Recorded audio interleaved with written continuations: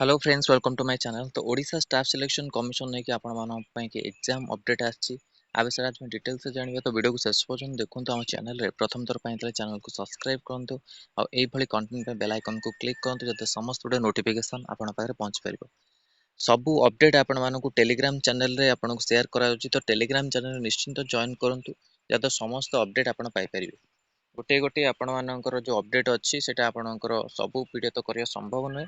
तो Telegram channel रे share होउची। तो आपण माने जहाँ भी जॉब अपडेट पाइबे तो टेलीग्राम चैनल रे शेयर होइछो। तो आपण टेलीग्राम चैनल रो लिंक वीडियो डिस्क्रिप्शन पाइ जिवे। सेटु जाय आपण माने जॉइन करी समस्त अपडेट पाइ परिबे। तो देखंतु एठी आपनको 5 तारिख रे आपनकर अपडेट आछि ओडिशा स्टाफ सिलेक्शन कमिशन तरफ download the admission letter of combined requirement examination for the junior stenographer junior grade typist junior clerk cum typist cum copyist data entry operator under the various department government of Odisha Bhubaneswar.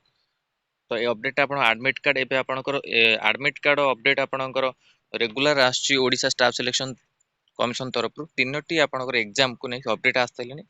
काली आपण मानकर download the admission letter to the computer skill test for the vital statistical assistant 2023 आपण माने calendar भी check करि परिबे। जो माने भी ओडब्ल्यूएस रे फॉर्म पकेइछन अप्लाई करछन कैलेंडर एग्जाम कैलेंडर आपण माने चेक करि परिबे। वीडियो सेक्शन को जाई कि सेठी आपण माने सब एग्जाम रो अपडेट भी जानि परिबे।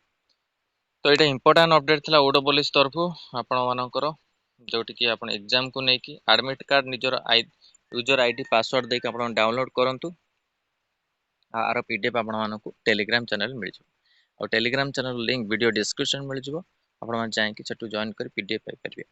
तो एटा ओडब्ल्यूएस तरफ इंपोर्टेंट अपडेट थिला आपण मान पई वीडियो भल लाइक लाइक और शेयर करंतु और चैनल रे प्रथम तर पई चैनल को सब्सक्राइब करंतु और एई भली कंटेंट पे बेल आइकन को क्लिक करंतु जते समस्त वीडियो नोटिफिकेशन आपण पाखरे पहुंच परिबे। धन्यवाद।